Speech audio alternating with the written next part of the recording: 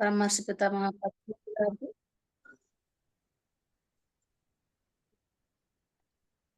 Start చేసేయండి. అలాగే spiritual tablets founder, research founder అయినటువంటి డాక్టర్ జీకే గారికి నేను నా ప్రణామాలు తెలియజేసుకుంటున్నానండి. ఇవాళ మనము ఈ అలాగే ఈ ఛానల్ వారికి, ఇక్కడ ఉన్నటువంటి మీ అందరికీ కూడా నేను నా ప్రణామాలు తెలియజేసుకుంటున్నాను. ఇవాళ నేను చెప్పబోయేది టాపిక్ ఏంటంటే జీవిత ధ్యేయం అన్నమాట. మనము ఏ ప్రతి ఒక్క ఆత్మకి అంతిమ లక్ష్యం ఏంటంటే మోక్షమే అయితది. శరీరాన్ని తీసుకొని భూమి మీదకొచ్చిన తర్వాత. మరి దాన్ని సాధించాలి అంటే మనం ఏం చేయాలనే దాన్ని ఇక్కడ మనం ఈ జీవిత ధ్యేయం అనే టాపిక్‌గా మనం చెప్పుకుంటున్నామండి. ఫస్ట్‌గా ఏంటంటే ఈ జీవిత ధ్యేయంలోనేసి మనకి 3 రకాలైనటువంటి ధర్మాలుంటాయన్నమాట. అవేమేంటంటే శరీర ధర్మము, కుటుంబ ధర్మము, స్వధర్మం అని 3 ధర్మాలుంటాయి. స్వ అంటే ఇక్కడ ఆత్మ అన్నమాట. అంటే ఇక్కడ మనము మన శరీరాన్ని మనం జాగ్రత్తగా ఎలా చూసుకోవాలి, కుటుంబంతో ఎలా ఉండాలి, అలాగే మన ఆత్మని మనం ఎలాగా ఉన్నతిగా మార్చుకోవాలి. ఈ మూడిటి గురించి ఇవాళ మనం చెప్పుకుందామండి.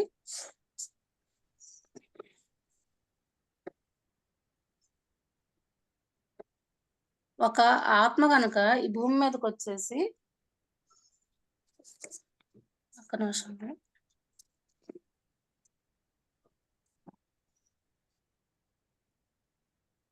మనం ఏదైనా నాలెడ్జ్ తీసుకోవాలి అంటే గనక అది ఒక ఆత్మకి ఈ భూమి మీద మాత్రమే సాధ్యమైతది. మరి ఈ భూమి మీదకి రావాలంటే మనకొక శరీరం కావాలి. కాబట్టి మనము ఒక స్పిరిచువల్ నాలెడ్జ్ అనేది అసలు ఏదైనా గాని నేర్చుకోవాలంటే శరీరానికి ఆత్మ గావాలి. ఆత్మకి శరీరం గావాలి. కాబట్టి ఏంటంటే మనము ఈ రెండిటి పట్ల ఎలా శ్రద్ధ వహించాలనేదే ఇప్పుడు మనం తెలుసుకున్నాం అన్నమాట. మరి ఈ శరీర ధర్మం అంటే ఇప్పుడు సపోజ్ మనం ఉంటాము. మనకి మెడిటేషన్ చేసుకోవాలనే ఉంటదో, లేకపోతే ఎక్కడైనా క్లాస్ జరుగుతుంటే వెళ్ళాలనే ఉంటది. లేకపోతే ఇంకేదైనా చేయాలని ఉంటది. దానికి ఫస్ట్ ఏం గావాలంటే మన శరీరం మనకి సహకరించాలి.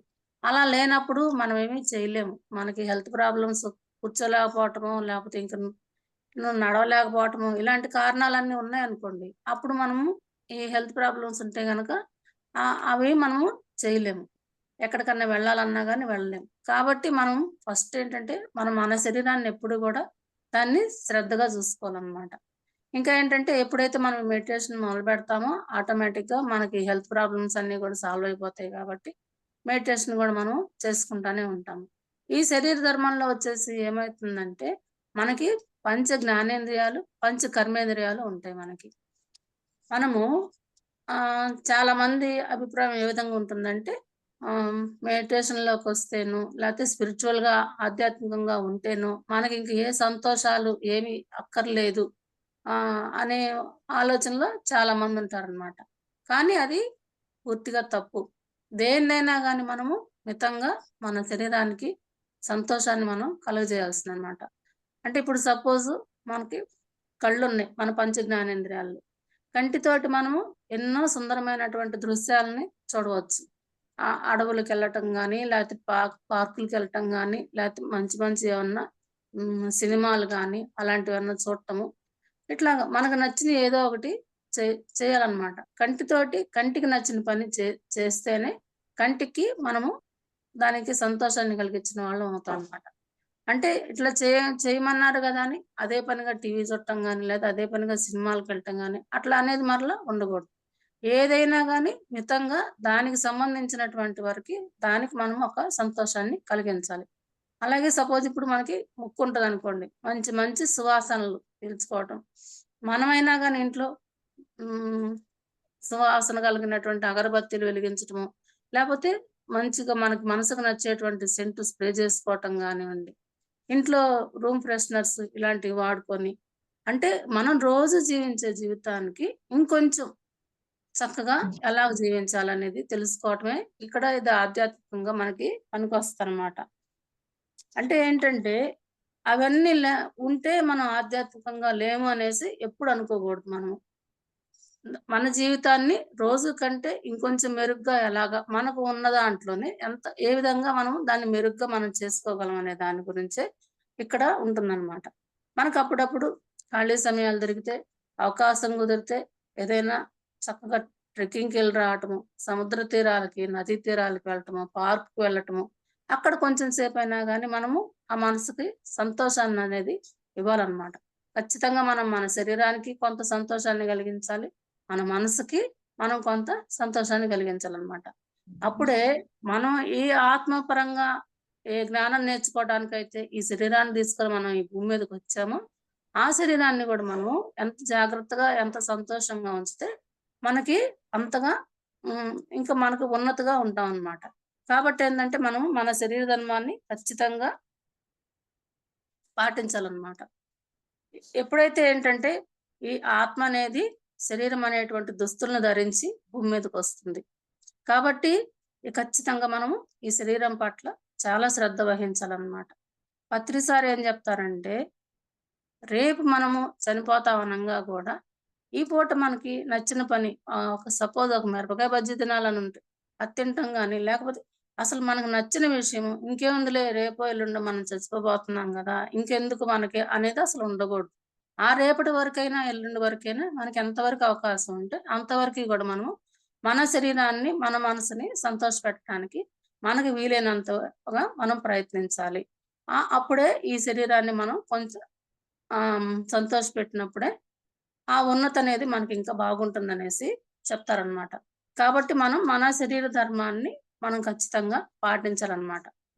అసలు ఇప్పుడు ఈ జీవిత జయం అంటే ఏంటంటే, అది ఒక్కొక్కళ్ళకి ఒక్కొక్క రకంగా ఉంటది. మనకు ప్రతిరోజు ప్రతి మెట్టులో గూడా ఆత్మ అనేది ఉన్నతంగా ఎదగటానికే ఆలోచిస్తా ఉంటది. ఇప్పుడు సపోజ్ ఎట్లా ఉంటదంటే, ఇప్పుడు మనం 10థ్ క్లాస్‌లో మనకి ఫస్ట్ క్లాసొచ్చింది. అలాగే ఇంటర్ ఫస్ట్ ఇయర్‌లో మనం ఫస్ట్ క్లాస్‌లో పాసాం. సెకండ్ ఇయర్‌లో ఫస్ట్ క్లాస్‌లో పాసాం. డిగ్రీలో ఫస్ట్ క్లాస్‌లో పాసాం. ఎక్కడికక్కడే మనకైతే ఫస్ట్ క్లాస్‌లో అనేది పాస్ అవుతున్నాం. కానీ ప్రతి దాంట్లో గూడా మనం తీసుకునే నాలెడ్జి మాత్రం మళ్ళా మార్పుగానే ఉంటుంది. అన్ని చోట్ల వచ్చేది ఫస్ట్ క్లాసే. కాకపోతే తీసుకునే నాలెడ్జి మార్పుగా ఉంటుంది. అంటే ఆ నాలెడ్జి తీసుకునేటప్పుడు మనం మళ్ళా ఎంతో కొంత కష్టపడితేనే అక్కడ గూడా మనము ఆ స్థితికి రాగలం. అంటే ఇప్పుడు 10థ్ క్లాస్‌లో నేను ఫస్ట్ ర్యాంక్ వచ్చింది. స్టేట్ ఫస్ట్ వచ్చాననుకోని ఇంటర్‌లో మనమేం నేర్చుకోకపోతే మరలా అక్కడ మనకు రాదది. కాబట్టి ప్రతి, ప్రతి నిమిషము, ప్రతిరోజు, ప్రతి పనిలో గూడా మనము ఏదో ఒకటి నేర్చుకోవటానికనేది ఎప్పుడు గూడా సిద్ధంగానే ఉండాలనమాట. అట్లాగా ఉన్నప్పుడే ఎప్పటికప్పుడే మనము ఆ ఉన్నతి అనేది మనం సాధించగలుగుతాం. ఇంకా ఈ జీవిత జయం ఏంటంటే ఒక సమయాన్ని బట్టి మారతా ఉంటది. ఆత్మపరంగా గాని, ఏదైనా గాని. మొట్టమొదట మనం ధ్యానంలోకి రాకముందు ఉన్నామనుకోండి, మనం మన సమయాన్ని ఏ విధంగా గడుపుతామంటే, ఖాళీగా ఉంటే టీవీ చూడటం గాని, లేకపోతే ఫోన్ మాట్లాడటం, లేతే ఎవరితోనో కబుర్లు చెప్పుకోవటమో, ఇట్లాగా వీటితోటి మన సమయం అనేది గడిచిపోతా ఉంటుంది. అంటే ఇప్పుడు ఇందాక మనం చెప్పుకున్నాం. చూస్తే తప్పు లేదు. కానీ అది మితంగా ఉండాలనమాట. ఇప్పుడు ఫోను చేతుల్లో పెట్టుకొని, మనం గంటలు, గంటలు ఫోన్‌లో రీల్స్ చూస్తా ఉన్నామనుకోండి. దానివల్ల మనకైతే ఉపయోగం ఉండదు. చూడాలనుకుంటే ఒక 5 నిమిషాలు, ఒక 10 నిమిషాలు. కానీ మనం ఇప్పుడు మెడిటేషన్‌లోకొచ్చిన తర్వాత, మనకి జీవిత జయం అనేది ఎలా ఉంటుంది ఇప్పుడు? ఎవరైనా మనకిక్కడ ఫ్రెండ్స్ ఉంటారు. వాళ్ళేదో 1 అవర్, 2 అవర్స్ వాళ్ళు చేశారంటే, మనము ఒక 1 అవర్, 2 అవర్స్ చేద్దామని, లేదా ఇట్లాగే ఏదన్నా క్లాసులు జరుగుతున్నాయంటే, దాన్ని లేచి అది విందాం. మరిప్పుడు మీరు 3-7, 5-7 ఇలా ఉంటున్నాయి. అదే అంతకుముందయితే ఈ సమయాన్ని 6 వరకు నిద్రకే కేటాయించుకుంటారు ఎవరైనా గాని. మరిప్పుడు ధ్యానంలోకొచ్చిన తర్వాత వాళ్ళ జీవిత ధ్యేయం ఎలా ఉంటుంది? ఎట్లైనా మనము నిద్ర లేచి ఆ మెడిటేషన్‌లో కూర్చోవాలి. లేతే అక్కడ జరిగే క్లాసేదో వినాలి. ఇట్లాగా మారుతా ఉంటుందనమాట. ఆ మార్పనేది ఎట్లా ఉంటుందంటే, మన యొక్క ఆత్మ చైతన్యం మారే కొద్దీ, మన యొక్క ఆలోచన విధానం గూడా, మన జీవిత ధ్యేయం గూడా మారుతూ ఉంటుందనమాట. ఇప్పుడు సపోజ్ మనం మాంసాహారిగా ఉన్నామనుకోండి ఇంతకుముందు. అప్పుడు మన జీవితాలు వేరేగా ఉంటాయి. ఇప్పుడు డైలీ ఎగ్ తినాలని లేకపోతే డైలీ ఇంకా ఆహ్, ఏదో ఒకటి చికెనో, మటనో, కర్రీస్ ఏయో ఒకటి తినాలని అలాగా ఉంటాయి. కానీ శాకాహారులుగా ఎప్పుడైతే మారామో, మారిన తర్వాత మరలా అదే మనమే అప్పుడుండేది గూడా. కాకపోతే మనం పూర్తిగా సాత్విక ఆహారం తీసుకోవాలి. శుద్ధ సాత్వికంగా ఉండే ఆహారం తీసుకోవాలి. ఫలాహారం తీసుకోవాలి. శాకాహారం తీసుకోవాలి. ఇలాంటి ఆలోచనలతో పాటు వాళ్ళకి కనుక అవకాశం ఉంటే వాళ్ళు శాకాహారాలులకు కూడా వెళ్తూ ఉంటారు. వీళ్ళు మానేసింది కాకుండా ఇతరుల చేత మానిపించడానికి కూడా వీళ్ళ సమయాన్ని కేటాయిస్తారనమాట. అంటే అంతకుముందు ఉన్నది మనమే. ఇప్పుడు ఉన్నది మనమే. మనం ఎప్పుడైతే జ్ఞానం తీసుకోవటం అనేది మొదలు పెడతామో ఆటోమేటిక్‌గా ఏందంటే మన ఆలోచన విధానము మారిపోతూ ఉంటుందనమాట. మన జీవిత ధ్యేయాలు కూడా మనకు మారిపోతా ఉంటాయి.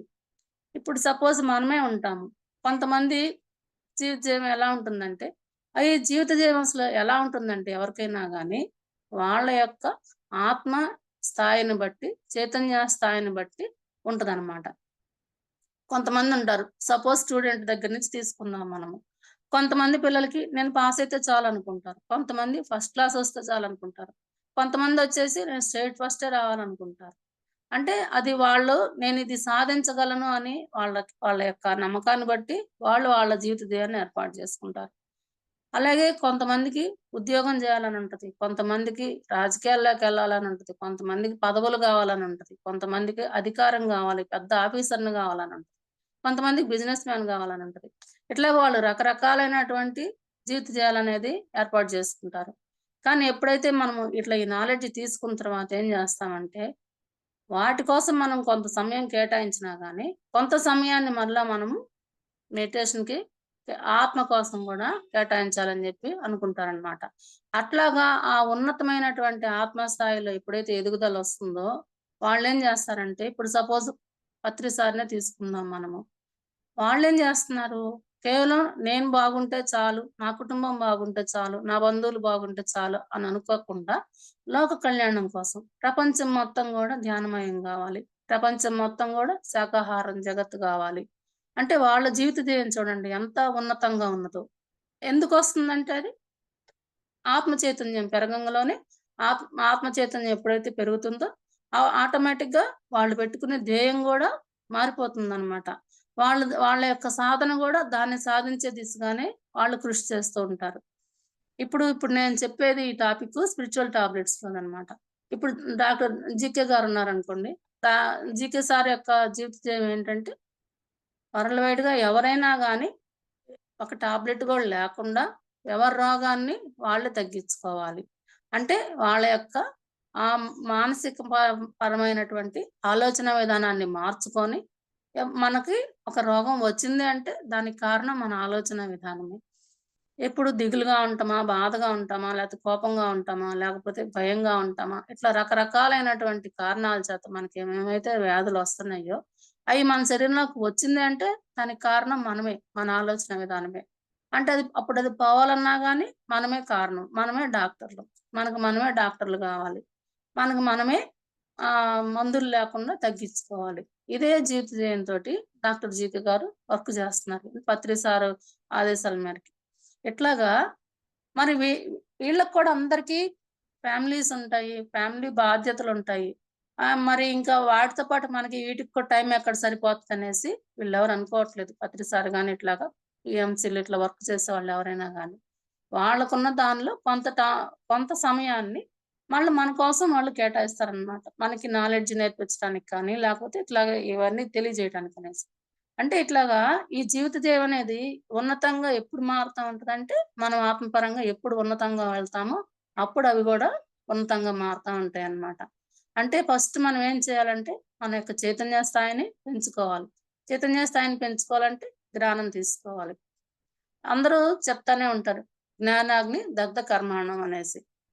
అంటే మనం ధ్యానం చేస్తే కర్మలు దగ్ధమవ్వవు. జ్ఞానం తెలుసుకున్నప్పుడే కర్మలు దగ్ధమవుతాయి. అంటే మనం ఈ పని చేయవచ్చు, ఈ పని చేయకూడదు ఇలాంటివన్నీ తెలుసుకున్నప్పుడే మనము మళ్ళా దాన్ని మరలా రిపీట్ చేయకుండా ఉన్నప్పుడే ఆ కర్మలనేవి దగ్ధమవుతా ఉంటాయన్నమాట. ధ్యానం ద్వారా ఎప్పుడైతే మనలోకి విశ్వశక్తి ప్రవేశిస్తదో, ప్రవేశించంలోనే మన శరీరం యొక్క చైతన్య స్థాయి పెరుగుతుందనమాట. అప్పుడేంటంటే, మనకు అప్పటి వరకు అర్థం గాని పుస్తకాలు గూడా అప్పుడు అర్థమవుతాయి మనకి.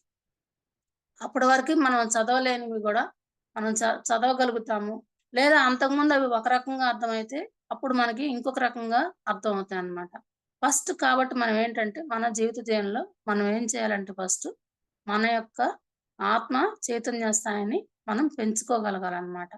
ఆ విధంగా చేయటానికి మనకు సహాయం చేసేది ఈ శరీరమే గాబట్టి, మనం ఖచ్చితంగా ఈ శరీర ధర్మాన్ననేది పాటించాలి. కంటికి సంబంధించినవి చక్కగా నచ్చినవన్నీ చూడటము. అలాగే చెవులకి ఇష్టమైనటువంటి మంచి మంచి పాటలు వినటము, సంగీతం వినటము. అలాగే నృత్యం చేస్తుంటే చూడటం గానివ్వండి.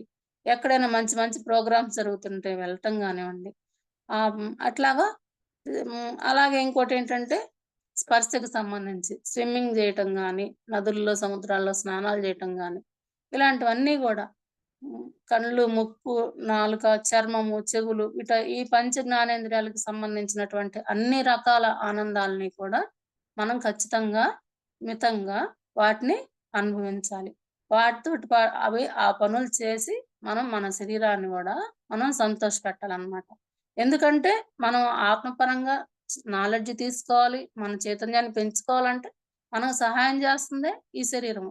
కాబట్టి ఈ శరీరాన్ని మనం ఎప్పుడు గూడా నిర్లక్ష్యం జేయగూడదనమాట.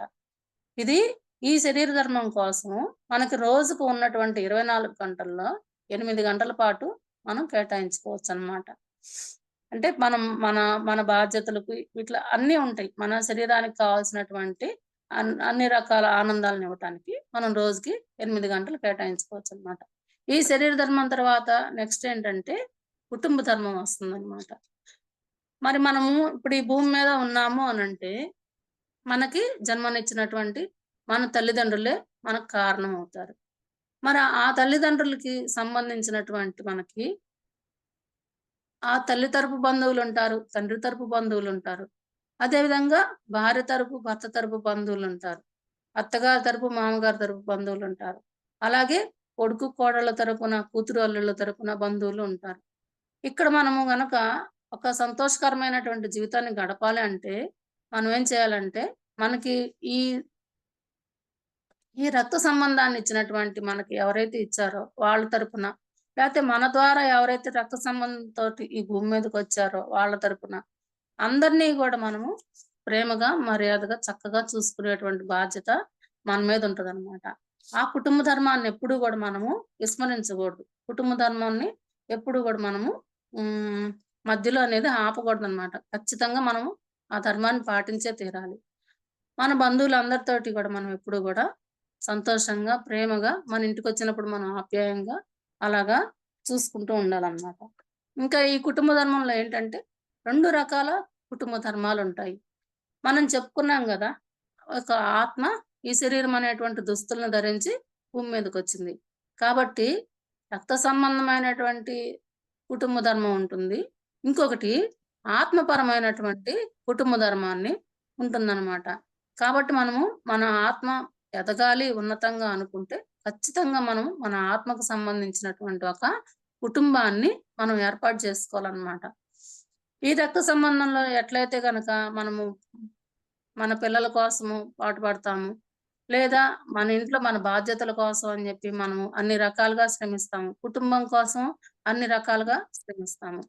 మరి రేపొద్దున్న పిల్లల ఫ్యూచర్ కోసమని వాళ్ళని చదివించటమని, లేకపోతే మనం ఇరుగు పొరుగులతో స్నేహ సంబంధాలను కలిగి ఉండటం గాని, ఇవన్నీ ఖచ్చితంగా మనం చేయాల్సిందే. ఒక్కోసారేంటంటే ఈ కుటుంబ ధర్మంలో మాంసాహారం తీసుకునే వాళ్ళు గూడా ఉంటారు. మరి మనం అలాంటప్పుడు వాళ్ళు ఫంక్షన్స్‌కి పిలిస్తే, మేము శాకాహారులము, అక్కడ మాంసము మేము తినం గదా! మేము వెళ్ళకూడదు వాళ్ళిళ్ళకి అని మనం అనుకోని, వాళ్ళతోటి మనం తెగతెంపులు చేసుకోకూడదనమాట. వెళ్ళాలి అక్కడికి. కాకపోతే పెళ్ళనుకోండి, పెళ్లి టయానికైనా గాని, గృహప్రవేశమైన ఆ టయానికి. ఆ సమయానికి వెళ్లి, మనం వాళ్ళకి కనిపించి, ఒక 10 నిమిషాలు కూర్చొని వాళ్ళతోటి పాటు పలకరించేసి, మనం వచ్చేసేయాలి. అక్కడ భోజనం చేయటం మనకిష్టం లేదు. అలా వెళ్ళిన చోట మనకులాగానే ఎవరైనా మెడిటేషన్ చేసుకునే వాళ్ళుండి, శాకాహారులై ఉంటే గనక, అలాంటి వాళ్ళు ఎవరో ఒకళ్ళు కనిపించకుండా ఏమి ఉండరక్కడ. ఆధ్యాత్మికంగా ఉండేవాళ్ళు. చక్కగా కొంతసేపు వాళ్ళతో కూర్చొని మాట్లాడి వచ్చేసేయాలనమాట. ఎప్పుడైతే మీరు మాంసం తింటారు, మేము అయి తినము, మేము అయి వండే చోటుకి మేము రాము, ఇలాంటివన్నీ మనం అన్నామనుకోండి, వాళ్ళతోటి మనకి తెగతెంపులయిపోతాయి. మరలా రేపు మన పిల్లలకైనా గాని, మన కుటుంబానికైనా గాని, మనం ఎవరిని ఎప్పుడు గూడా దూరం చేసుకోకూడదనమాట. వాళ్ళతోటి మనము ఖచ్చితంగా మన ధర్మం ఆ బంధం పట్ల మన ధర్మం ఏదైతే ఉంటదో దాన్ని మనము పాటించాల్సిందే అనమాట. అదే విధంగా ఏంటంటే ఆత్మ కుటుంబ ధర్మం అంటే ఏంటంటే మనం ఎవరి దగ్గరైతే ధ్యానం నేర్చుకుంటామో, లేదా మనం ఎవరికైతే ధ్యానం నేర్పిస్తామో, మనం ఎవరి దగ్గరైతే జ్ఞానాన్ని నేర్చుకుంటున్నామో, లేదా మనం ఎవరికైతే జ్ఞానాన్ని అందిస్తున్నామో, మనం పత్రిసారి ఏం చెప్తున్నారు? ఏ వస్తే ఏ చెప్పండి, బి వస్తే బి చెప్పండి. లేదా పంచిందే పెంచబడుతుంది. కాబట్టేంటంటే, మనకు తెలిసిన ఏ విషయాన్నైనా మనము ఒకళ్ళ దగ్గర ఏ విధంగా అయితే నేర్చుకున్నామో, మనం ఇతరులకి అదే విధంగా నేర్పాలి గాబట్టి, అలాగ నేర్పేటప్పుడు, మనం నేర్చుకునేటప్పుడు వీరు మనకెవరెవరైతే పరిచయాలవుతారో, లేదా ఒక పిరమిడ్‌కెళ్తాం మనము. అక్కడికెళ్ళినప్పుడు అక్కడ కొంతమంది పరిచయాలవుతారు. శాకాహార ర్యాలీకెళ్తాం. అక్కడికెళ్తే కొంతమంది పరిచయం అవుతారు. ఎక్కడన్నా 11 రోజులని, 9 రోజులని కడతాల్లాగా అలాంటి చోట్ల ఏమన్నా జరుగుతా ఉంటాయి ప్రోగ్రామ్స్. అక్కడికి వెళ్తాము. అక్కడ కొంతమంది పరిచయాలవుతారు. ఇట్లాగా ఈ పరిచయాలని మనము మన ఆత్మ ఉన్నతి కోసం మాత్రం మనం ఉపయోగించుకోవాలనమాట. చక్కగా ఇప్పుడు ఇట్లా వీళ్ళందరిని కలిపి మనం ఒక ఆత్మ కుటుంబం అని జెప్పి అంటాం అనమాట. వీళ్ళతోటి మనం ఏంది దాదాపుగా మనకెలాంటి విషయాలొస్తాయి? నువ్వు పలానా పుస్తకం చదివావా? బాగుంది. నేను చదివానని, లేదా ఆ పుస్తకం నీ దగ్గరుంటే ఇవ్వు. నేను నేను చదివి మళ్ళా నీకు తెచ్చిస్తానని. లేదా పలానా పిరమిడ్‌లో మెడిటేషన్ జరుగుతుంది. వెళ్దాం వస్తావా అని. ఇలాగా వీళ్ళందరితోటి మనకి పరిచయాలు ఏర్పడతాయన్నమాట. వీళ్ళ ద్వారా ఏంటంటే మనకి ప్రతిదాన్ని మనం ఒక మాస్టర్‌ని అడగలేము. వాళ్ళ దగ్గరికి మనం వెళ్ళలేము. అంత పెద్ద మాస్టర్స్‌కి అంత టైం గూడా ఉండొచ్చు, ఉండకపోవచ్చు. ఇట్లాగ మనం ఎప్పుడైతే వీళ్ళందరితోటి మనం పరిచయం పెంచుకుంటామో, మనకు తెలిసిన విషయాలు వాళ్ళకి చెప్తాము. వాళ్ళకి తెలిసిన విషయాలు మనకు చెప్తారు. అట్లాగే ఇప్పుడు ఈ ఫోన్‌లో గూడా మళ్ళా ఇదంతా మనము ఈ నాలెడ్జ్ అంతా తీసుకుంటానే ఉన్నాము. ఎక్కడ ఏ అవకాశం దొరికినా గానీ, ఏ కొంత సమయం దొరికినా గానీ, మనము ఆత్మకు సంబంధించి జ్ఞానం తీసుకోవాల్సిన సందర్భం వస్తే గనక, దాన్ని మనం ఎట్టి పరిస్థితుల్లో గూడా మిస్ చేసుకోకూడదనమాట. అది పౌర్ణమి ధ్యానం గావచ్చు, అమావాస్య ధ్యానం గావచ్చు, మన ఊర్లో దగ్గరలో ఉన్న పిరమిడ్‌లో ఏదైనా క్లాసులు జరుగుతుంటే గావచ్చు, అవన్నిటికి వాటికి ఖచ్చితంగా వెళ్ళి, ఆ నాలెడ్జ్ తీసుకున్నప్పుడే, ఈ ఆత్మ కుటుంబ ధర్మం అనేది మనకి హ్మ్. మెరుగ్గా ఉంటుందనమాట. దాన్ని మనం పాటించిన వాళ్ళం అవుతామనమాట. మరి ఇట్లాగే మనం ఏం జేస్తాము, మన కుటుంబాన్ని రక్త సంబంధ కుటుంబాన్ని మనం పెంచుకుంటాం. మన కుటుంబ సభ్యులు నలుగురే గాకుండా, ఇంకా నలుగురితో మనం పరిచయాలు పెంచుకుంటాం. మన ఇరుగు పొరుగులతోనో, బంధువులతోనో, స్నేహితులతోనో ఈ విధంగా మనం పరిచయాలు పెంచుకుంటాం. పిల్లల్ని స్కూల్స్‌లో చదివించేటప్పుడు పిల్లల తాలూకా వాళ్ళ ఫ్రెండ్స్ గానివ్వండి, ఇట్లాగా వాళ్ళకి ఉద్యోగాలు రావాలన్నా, పెళ్ళిళ్ళు గావాలన్నా, మనం సంఘ జీవులం మనం. సంఘంలో అందరితోటి మనం ఎంత బాగుంటే, మన పిల్లలకి కూడా వాళ్ళ ఫ్యూచర్ గాని అంత బాగుంటుంది అనే ఉద్దేశంతోటి మనం ఎప్పుడూ గూడా మన యొక్క ఈ కుటుంబ ధర్మాన్ని పెంచుకుంటూ ఉంటాం అన్నమాట మనం. మరి మనకిప్పుడు ఈ ఆత్మ కుటుంబం ఉంది గదా! దాన్ని మనం ఏ విధంగా పెంచుకోవచ్చు? మన ఈ ఆత్మ కుటుంబాన్ని. ఎప్పుడైతే గనక మనకి కళలు నేర్చుకున్నామనుకోండి. ఇప్పుడు ఒక పిరమిడ్‌కి సపోజు క్లాస్ జరుగుతుందక్కడ. ఒక 100 మందొస్తారు. వాళ్ళలో ఆ 100 మందిని ఎవరైనా గుర్తుపెట్టుకుంటారో లేదో తెలీదు గానీ, వాళ్ళలో ఒక్కళ్ళు లేసొచ్చి ఆ పిరమిడ్ శక్తి గురించో, ధ్యానం గురించో 2 పాటలు పాడారనుకోండి. ఆ వ్యక్తి అందరికి గుర్తుండిపోతారు. నెక్స్ట్ టైమ్ ఎప్పుడైనా గాని ఆళ్ళు గనిపిస్తే, "మొన్న మీరు ఫలానా ఊర్లో పిరమిడ్‌లో మీరు పాట పాడారండి. బాగుందండి. ధ్యానం మీద పాట పాడారండి." అంటే వాళ్ళు మనకి గుర్తుండిపోతారనమాట. వాళ్ళ మనకి వాళ్ళు గుర్తుండకపోయినా, వాళ్ళు మనల్ని గుర్తుపెట్టుకుంటారు. కనిపించినప్పుడల్లా వాళ్ళు పలకరిస్తూనే ఉంటారనమాట. అంటే మన యొక్క కుటుంబము మనకు కొంత పెరిగినట్లనమాట. ఇట్లాగే ఇప్పుడు నాకు తెలుగొచ్చు. ఇప్పుడు ఎవరన్నా అడిగితే నేను తెలుగులోనే క్లాస్ చెప్పగలను. అదే నేను గనక హిందీ నేర్చుకున్నాననుకోండి, నార్త్ ఇండియా అన్న సైడ్ నుంచైనా గాని ఎవరైనా క్లాస్ అడిగితే నేను హిందీలో గూడా నేను చెప్పగలను. అంటే ఇప్పుడు మీకు కొంతమందికి నేను ఏ విధంగా అయితే పరిచయమయ్యానో, నాకు మీరు ఏ విధంగా అయితే పరిచయం అవుతున్నారో, అదే నాకు హిందీ వచ్చిందనుకోండి, ఇంకా కొంతమందిని గూడా నాకట్లాగా ఆత్మ కుటుంబం అనేది పెరుగుతుంది. అదే ఇంగ్లీష్ వస్తే ఇంకా వరల్డ్ వైడ్‌గా వేరే దేశంలో గూడా క్లాసులు చెప్తూనే ఉంటున్నారు ఇప్పుడందరూ. అట్లా గూడా మనకి పెరుగుతారనమాట. లేదు మనకి ఒక బుక్స్ రాసేటువంటి నైపుణ్యం మనలో ఉందనుకోండి. చాలా మంది ఇప్పుడు బుక్స్ రాస్తున్నారు. ఆ బుక్ చదివినప్పుడల్లా మనం అనుకుంటాం. ఈ బుక్ ఫలానా రచయిత రాసారు అనేసి. కానీ వాళ్ళెవరికీ మనం తెలీము. కానీ మనకు వాళ్ళు దెలుస్తారు. కానీ మనకిక్కడ ఏం జెప్తున్నారు, మనం ఎవరి దగ్గరైతే జ్ఞానం నేర్చుకుంటున్నామో, మనం ఎవరికైతే జ్ఞానం నేర్పిస్తున్నామో, అదంతా గూడా మనకి ఆత్మ కుటుంబమే అవుతది అనేసి చెప్తున్నారనమాట. ఎప్పుడైనా మనం అట్లకి వెళ్ళినప్పుడైనా గానీ, మీరు రాసినటువంటి పుస్తకం బావుంది. మేము చదివాము. మనకి ఇప్పుడు చాలా బుక్స్ ఉన్నాయి. 'నక్షత్ర మిత్రులని', 'నక్షత్ర లోకాలని', 'మరణం లేని మీరని' ఇవన్నీ గూడా ఇంతకుముందు అన్నీ ఇంగ్లీష్‌లోనే ఉండేయి. మరి మనకి అందులో ఏముందో గూడా మనకు తెలిసేది కాదు. ఇప్పుడు తెలుగులోకొచ్చినియి గాబట్టి, అవి మనం చదువుతున్నాము. ఆ నాలెడ్జ్ తీసుకుంటున్నాము. మరి వాళ్ళకి తెలుగులోకి ట్రాన్స్‌లేట్ చేసి మనకు అందించగలిగారు అంటే, వాళ్ళు ఆ భాష వాళ్ళకి ఇంగ్లీష్ ఒచ్చు కాబట్టి, ఇంగ్లీష్‌లో నుంచి తెలుగులోకి రాసి మనందరికి ఆ నాలెడ్జ్ వాళ్ళు అందించగలుగుతున్నారండి. కాబట్టి ఈ ఆత్మ జ్ఞానాన్ని మనకి ఇంకా ఇంకా నలుగురికి పంచాలన్నా గాని, లేదా మనం ఇంకొంచెం మన ఆత్మ కుటుంబాన్ని పెంచుకోవాలన్నా గాని, మనం కళలు నేర్చుకోవటము, ఏదన్నా పాటలు పాడటము, సంగీతం నేర్చుకోవటము. ఇప్పుడు కొంతమందున్నారనుకోండి భరతనాట్యం అలాంటివి గూడా నేర్చుకుంటారు. పెద్ద పెద్ద కడతాల్లో ప్రోగ్రామ్స్ జరిగేటప్పుడు వాళ్ళు ప్రదర్శనలిస్తూ ఉంటారు ఆ పిల్లలు గూడా చక్కగా. ఇట్లాగా మనం ఏవైనా కళలు నేర్చుకున్నప్పుడు, లేదా ఈ బుక్స్ రాసినప్పుడు, ఈ విధంగా గూడా మనము ఈ ఆత్మ కుటుంబాన్ని మనం పెంచుకోగలుగుతాం అన్నమాట. పెంచుకోవటం ద్వారా ఏమవుతుందంటే, వాళ్ళతో మాట్లాడినప్పుడు మనకి ఇంకా కొంచెం నాలెడ్జ్ తెలుస్తుంది. ఎక్కువ మందితో మాట్లాడుతూ ఉంటే, ఎన్నో రకాలైనటువంటి స్పిరిచ్యువల్‌గా సంబంధించినటువంటి నాలెడ్జి తెలుస్తా ఉంటుందన్నమాట. అట్లాగే ఈ రక్త సంబంధీకులతో గూడా మనం ఎప్పుడు గొడవ పెట్టుకోకూడదు. ఒకవేళ గొడవ జరిగిన తర్వాతైనా గానీ, వాళ్ళు గనక మరలా ఏదైనా ఫంక్షన్‌కి కననా అలాగ పిలిస్తే, మనం వెంటనే మేము రాము అనేది అనకుండా, వెంటనే వెళ్లి మళ్ళా వాళ్ళని కలుపుకోవాలనమాట. ఈ విధంగా చేసినప్పుడు మాత్రమే మనం మన కుటుంబ ధర్మాన్ని సక్రమంగా నిర్వర్తించిన వాళ్ళం అవుతాం. మరిప్పుడు ఈ కుటుంబ ధర్మంలో శరీరానికి సంబంధించి మనము చెప్పుకున్నాము. ఆత్మకు సంబంధించి చెప్పుకున్నాము. మనం ముందే చెప్పుకున్నాం గదా! 24 గంటల్లో 8 గంటలొచ్చేసి శరీర ధర్మానికి, 8 గంటలొచ్చేసి కుటుంబ ధర్మానికి, 8 గంటలొచ్చేసి స్వధర్మానికి అని జెప్పి చెప్పుకున్నాము. మరి ఇప్పుడు ఈ కుటుంబ ధర్మంలో రక్త సంబంధమైన కుటుంబ ధర్మం ఉంది. ఆత్మ సంబంధమైన కుటుంబ ధర్మం ఉంది. కాబట్టి ఈ రక్త సంబంధమైన కుటుంబ ధర్మానికి ఒక 4 గంటలు, ఆత్మ సంబంధమైనటువంటి కుటుంబ ధర్మానికి ఒక 4 గంటలు మనం కేటాయించుకోగలగాలనమాట. మన రోజువారీ సమయంలో. అంటే ఇప్పుడు పగలు దాదాపుగా 16 గంటలుంటాయి మనకి. ఉదయం 6 నుంచి మొదలుపెట్టుకుంటే, ఏ 10 వరకో, 11 వరకో మనం మేలుకున్న 5 నుంచి మొదలుపెట్టుకున్నా గానీ, వీటిలో చెప్పుకున్నాం గదా! ఇప్పటికి శరీరాని కోసం కొంత సమయం కేటాయించుకోవాలి.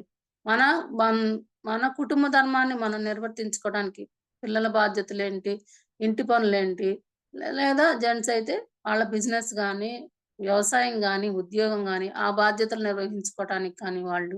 ఇట్లాగా వీటికి మనం కొంత సమయం కేటాయించుకున్నప్పుడు, ఆత్మ కుటుంబానికి కూడా అంటే ఈ నాలెడ్జ్ తీసుకోవటానికి, లేదా మనకు తెలిసింది ఇంకొకళ్ళకి ఇవ్వటానికి, వీటికి కూడా మనము సమయాన్ని ఈ కుటుంబ ధర్మంలో ఉన్న 8 గంటల్ని 4 గంటలు రక్త కుటుంబ సంబంధానికి వాళ్ళకి, 4 గంటలు ఆత్మ కుటుంబానికి మనం కేటాయించుకోగలగాలనమాట.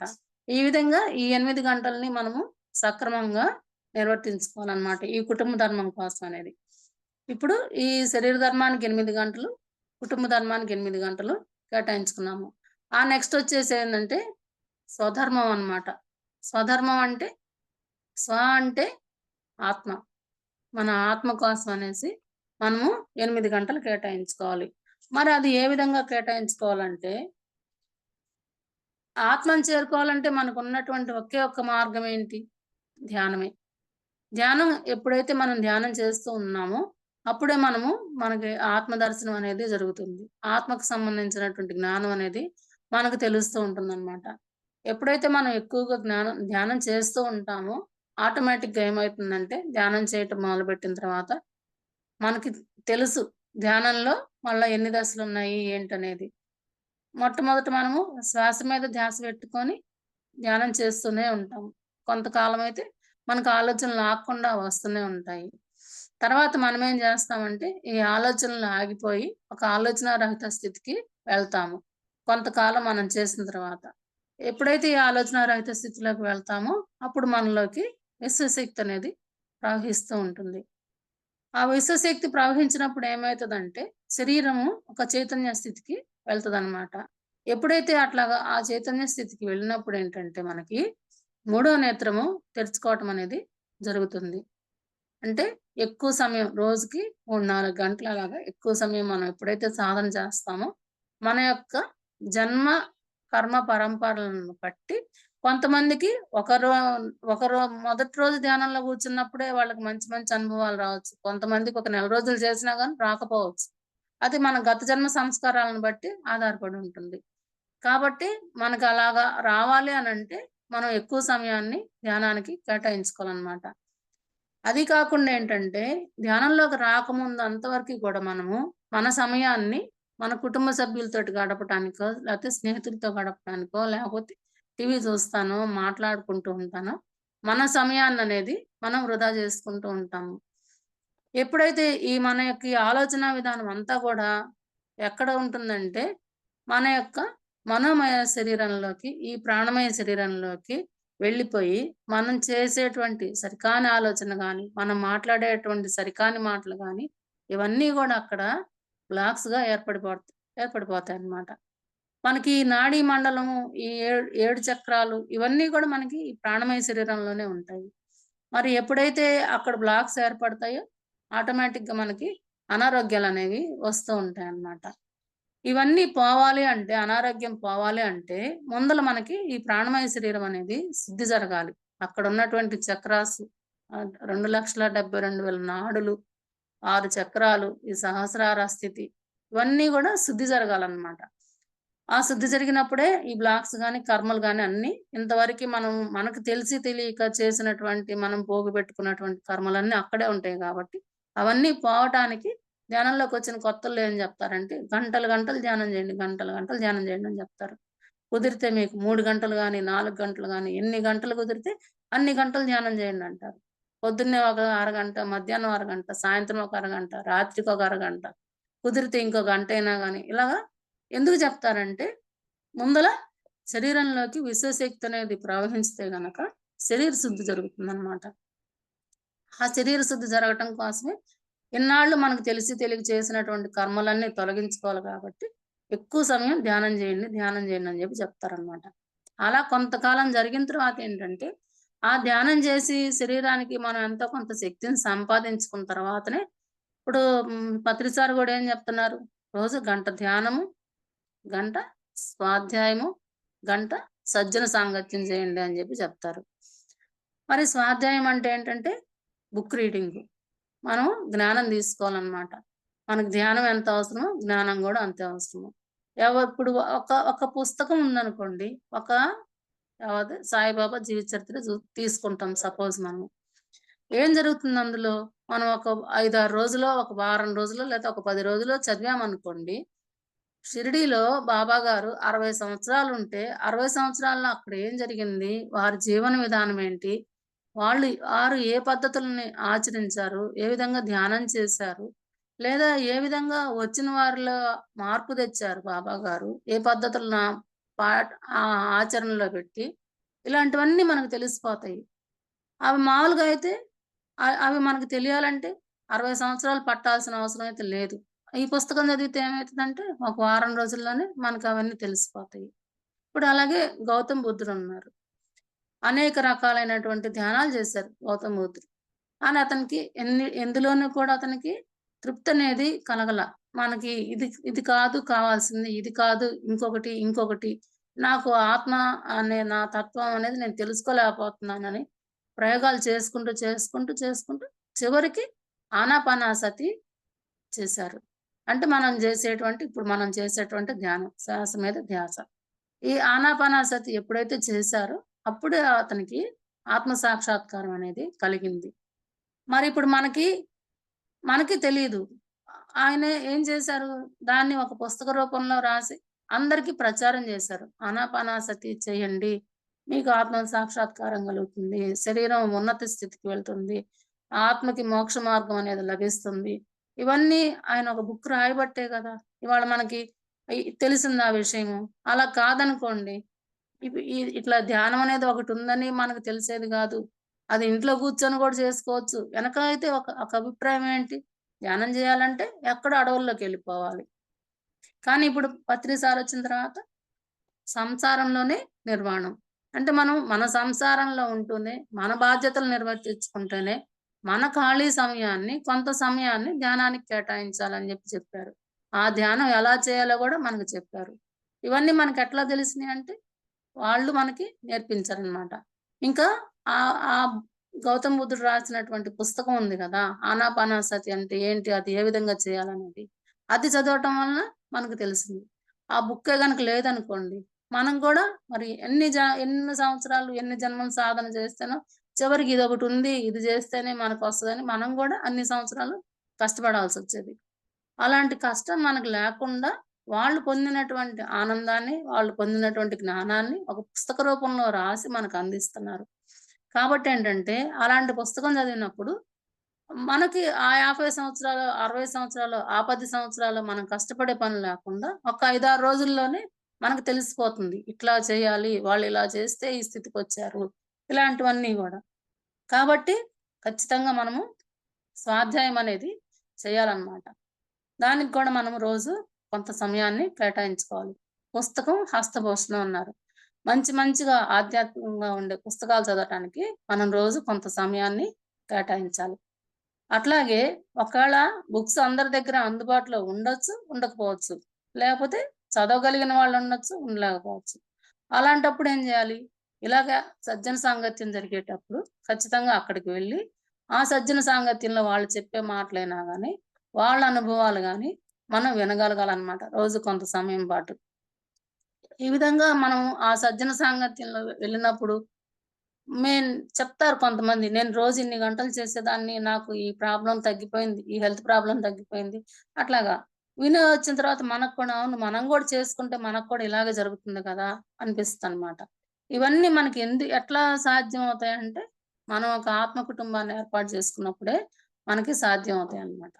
తర్వాత ఇప్పుడు మనం ఈ స్వధర్మంలోకొచ్చిన తర్వాత ఖచ్చితంగా రోజు ధ్యానం చేయాలి. ధ్యానం చేసి ఈ స్వాధ్యాయము, సజ్జన సాంగత్యం ఇవన్నీ గూడా మనము చేసి నాలెడ్జ్ తీసుకుంటూ ఉండాలనమాట. ఎప్పుడైతే మనకి ఈ ధ్యానం చేసినప్పుడు మూడో కన్ను అధికంగా చాలా సేపు చేసినప్పుడు మూడో కన్ను తెరుచుకుంటుందో అప్పుడేం జరుగుతుందంటే మనము సూక్ష్మ శరీరయానం చేస్తాము. అలాగే సూక్ష్మ లోకాలకు వెళ్తాము.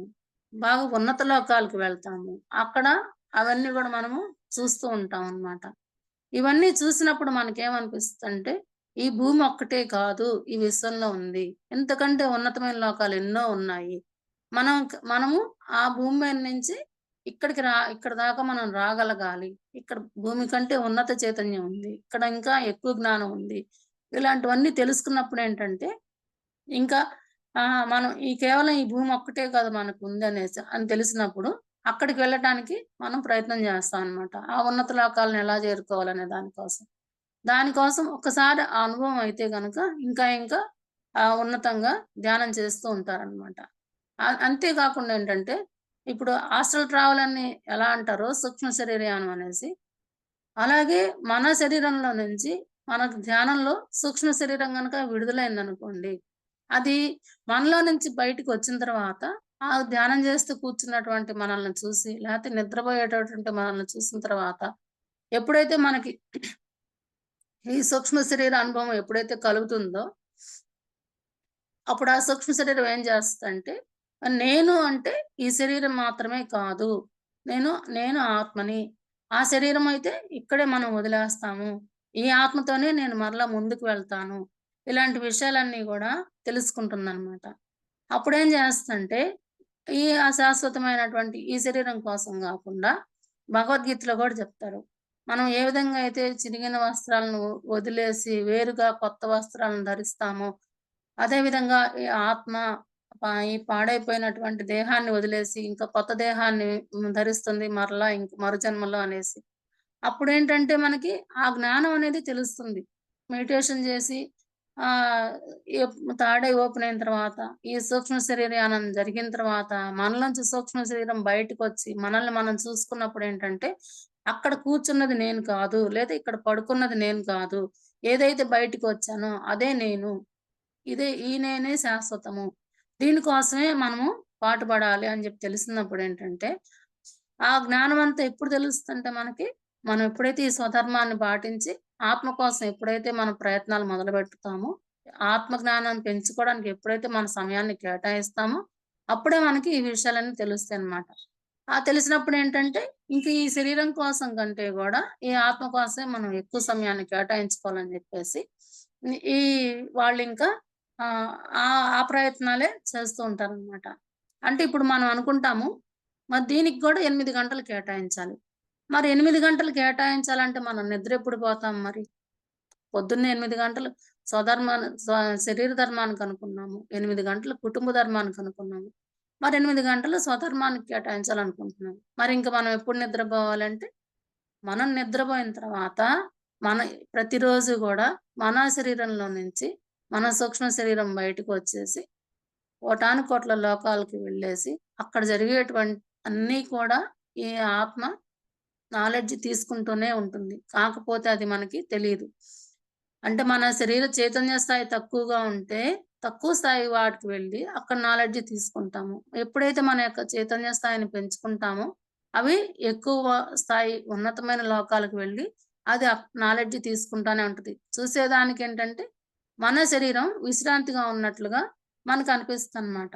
ఎప్పుడైతే పగలంతా పనిచేసి అలసిపోయి శరీరం ఎప్పుడైతే విశ్రాంతి కోరుకుంటుందో, ఆ సమయంలో ఆత్మ తన పని తను మొదలుపెట్టుకుంటుందనమాట. వేరే లోకాలకు వెళ్లి రావటము, వేరే చోట్ల నాలెడ్జ్ తీసుకొని రావటము, అవన్నీ చేస్తూ ఉంటుందనమాట. అలాగా మామూలుగా అయితే మనకి ధ్యానంలో గూడా చెప్తారు. ఒక గంట ధ్యానము, 6 గంటల నిద్రతోటి సమానము అనేసి. అంటే ఒక గంట సరియైన ధ్యానం చేసుకుంటే మనం ఆలోచనారహితంగా చేసుకుంటే 6 గంటల నిద్రతోటి సరిపోయేటంత ఎనర్జీ మనకొస్తది అనంటారనమాట. కాబట్టి ఈ 8 గంటలు కూర్చునే వాళ్ళు గూడా ఉన్నారు. ఇప్పుడు గుడాకేస అంటారు. వాళ్ళు నైట్ అంతా గూడా నిద్రపోకుండా మెడిటేషన్ చేసుకుంటూనే ఉంటారు. అంటే వాళ్ళ స్వధర్మం కోసం వాళ్ళ 8 గంటలు వాళ్ళు కేటాయించుకుంటూనే ఉంటారు. ఒకవేళ మనం అలా ఉండలేకపోయినా గానీ, కనీసం అప్పుడైనా గానీ, ఒక 2 గంటలైనా గానీ మనము మెడిటేషన్‌కి, మన స్వధర్మానికి మనం కొంత సమయాన్ని కేటాయించుకోవాలనమాట. ఎప్పుడైతే ఈ శరీరంలో చైతన్యం అనేది పెరుగుతా ఉంటుందో, ఆటోమేటిక్‌గా మనకి నిద్ర తగ్గిపోయి, ధ్యానం చేసే సమయమే మనకి ఎక్కువైతదనమాట. అట్లా జరుగుతూ ఉంటే గనక, మనకి ఆత్మ సాక్షాత్కారం అనేది లభిస్తుంది. ఎప్పుడైతే ఈ ఆత్మ సాక్షాత్కారం అనేది లభిస్తుందో, అప్పుడు మనకేంటంటే, ఈ నిదానంగా ఈ శరీరం పట్ల కాదు, మనం ఆత్మ కోసమే మనం ఎక్కువ సమయాన్ని కేటాయించుకోవాలనేది మనకు అర్థమవుతా ఉంటుందనమాట. ఈ విధంగా ఏంటంటే మనము ఈ 3 రకాలైనటువంటి ధర్మాలని మనం పాటిస్తూ ఉండాలనమాట. నిజానికైతే ఏంటంటే, మనం శరీరం ద్వారా గాని, మనసు ద్వారా గాని, బుద్ధి ద్వారాగా గాని, ఇట్లా సాంఘికంగా అందరితోటి వాళ్ళ దగ్గర మనం నేర్చుకునే నాలెడ్జ్ గాని, ఈ అనుభవాలన్నీ గూడా ఆత్మానుభవాలే అవుతాయన్నమాట. మనం ఏంటంటే, ప్రతిదీ నేర్చుకోవటానికే భూమి మీదకొచ్చామన్నమాట. అది గూడా మనకు తెలిసిందే. మనం భూమి మీదకి రాకముందే మనం ఎక్కడ పుట్టాలి, ఏం నేర్చుకోవాలి, ఎవరికి పుట్టాలి, ఇవన్నీ గూడా మనం ఒక ప్లాన్ ప్రకారమే ఈ భూమి మీదకొస్తాం. అది మీ అందరికి తెలిసిన విషయమే. అట్లాగా ఎక్కడ మనం ఏం నేర్చుకోవాలనుకోని వస్తామో, ఆ నేర్చుకోవాల్సినటువంటి పరిస్థితులకి ఏ ఏ ఏ పరిస్థితులైతే మనకు అనుకూలిస్తాయో అక్కడికి మనం వస్తామనమాట. అక్కడికొచ్చి ఆ నాలెడ్జ్ మనం తీసుకుంటూ ఉంటాం అన్నమాట. అట్లాగా ఈ ధ్యానం మనం ఎక్కువ సేపు చేసుకుంటున్నప్పుడేంటంటే, మనకి ఈ ఆత్మ సాక్షాత్కారం వచ్చిన తర్వాత, అప్పుడు మనము మన స్వధర్మాన్ని గూడా పూర్తిగా పాటించినట్లే అయిద్దనమాట.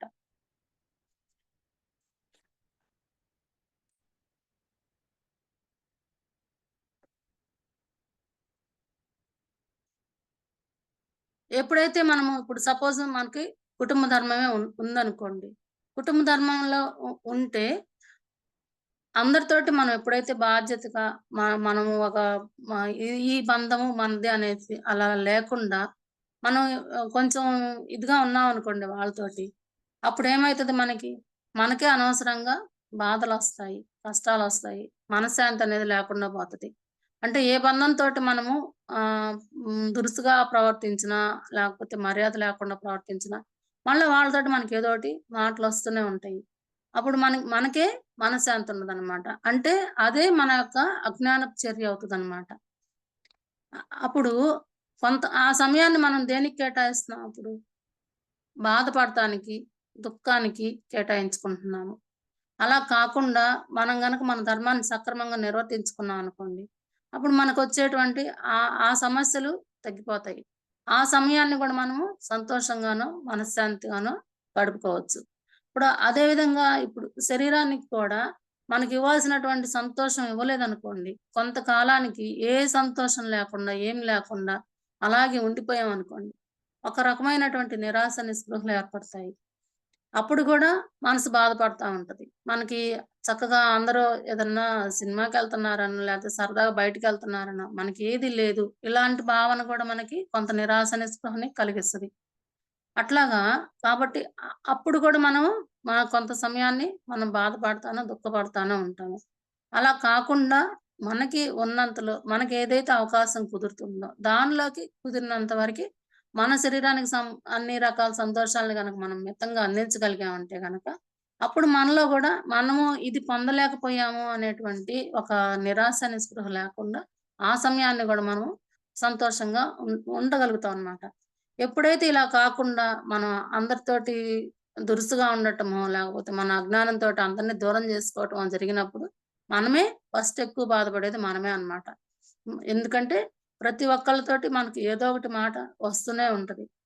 అప్పుడు ఇంక అనవసరమైన ఆలోచనలు, అనవసరమైనటువంటి భయాలు, దిగులు, ఆందోళన ఇలాంటివన్నీ వస్తాయి. కుటుంబం అన్నాక లేదా ఇరుగు పొరుగులతోటి మనం గొడవలు పెట్టుకుంటూ ఉంటే. కాబట్టి అట్లాంటివి కూడా ఏం కాకుండా ఆ ధర్మాన్ని గూడా మనం చాలా సక్రమంగా నిర్వర్తించుకోవాలనమాట. ఇట్లాగా అన్ని రకాలుగా అయినటువంటి ప్రతి ధర్మాన్ని మనం ఎప్పుడైతే సక్రమంగా నిర్వర్తించుకుంటూ ఉంటామో, అప్పుడు ఆ సంతోషంలో గాని, మనకి పాజిటివ్ ఎనర్జీ మెడిటేషన్ చేసుకున్నప్పుడు గాని చూడండి ఒకవేళ ఇంట్లో ఇవాళ సపోజ్ ఏదన్నా ఏదో అనుకోని గొడవ ఏదో జరిగిందనుకోండి. తర్వాత మనం మెడిటేషన్‌లో కూర్చుంటే మాత్రం మనకి మనసు నిలుస్తదా? నిలవదు. ఆ జరిగిపోయిన ఆలోచనలే మనకు గుర్తుకొస్తా ఉంటాయన్నమాట. అంటే ఇప్పుడు ఆ విషయాలను మనం అంతటితో వదిలేసి, దాన్నింక పొడిగించుకోకుండా, అంతటితో దాన్నాపేసి, మరలా కామ్‌గా, ప్రశాంతంగా మనకు మనమే కలిసిపోయి అట్లా ఉన్నామనుకోండి. అప్పుడేమైతదంటే, ఇంకా ఆ విషయం మనల్ని బాధించదు. అది మనకి నెక్స్ట్ చేయబోయే పని మీద ఈ ప్రభావం ఉండదనమాట. మెడిటేషన్ అనుకున్నా కానీ, మనసు ఎప్పుడైతే ప్రశాంతంగా, నిర్మలంగా ఉంచుకుంటామో, అప్పుడే మనకు మెడిటేషన్ కుదురుద్ది కాబట్టి, ఇట్లా ప్రతిదీ మనం ప్రతి విషయంలోని, ప్రతి బంధంతోని రోజువారీ జరిగే ప్రతి దానిలోని గూడా మనము వీలైనంత వరకి పాజిటివ్‌గానే ఉండాలనమాట. ప్రతి దానిలోని గూడా మనము పాజిటివ్‌గానే ఉండాలి. అవతల వాళ్ళు నెగెటివ్‌గా ఉన్నా గాని, మనం వాళ్ళని నిదానంగా నచ్చచెప్పుకొని మార్చుకునే విధంగా ఉండి, ఎప్పుడైతే మనం ఈ విధంగా ఈ పాజిటివ్‌గా ఉండగలుగుతామో, మనకి ఈ మెడిటేషన్ చేసుకునేటప్పుడు కూడా దాని ప్రభావం మన మీద లేకుండా ఉంటుందన్నమాట. అలాగే మన శరీరానికి ఈ ఆత్మ అభివృద్ధి చెందాలంటే శరీరం కారణం కాబట్టి, శరీరానికి మంచి ఆహారాన్ని అందించటము, శరీరానికి కావాల్సిన సంతోషాలనివ్వటం గూడా మనకి చాలా ముఖ్యం అన్నమాట. ఈ 3 విషయాలని గూడా మనం ఎప్పుడు అన్ని రకాలుగా మనం సరైన విధంగా, సరైన సమయాన్ని మనం కేటాయించుకుంటే, మనకి ఈ ఆత్మ సాక్షాత్కారం కలగటం అనేది పెద్ద సమస్యే కాదని జెప్పి డాక్టర్ జీకే గారు రాసినటువంటి ఈ ఈ జీవిత జయం బుక్ గురించి ఇప్పుడు నేను మీకు చెప్పానండి. Madam madam?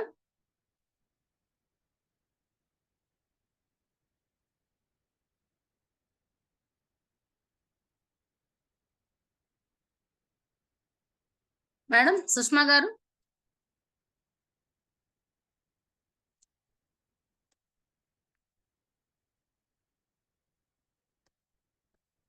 మేడం చెప్పండి మేడం.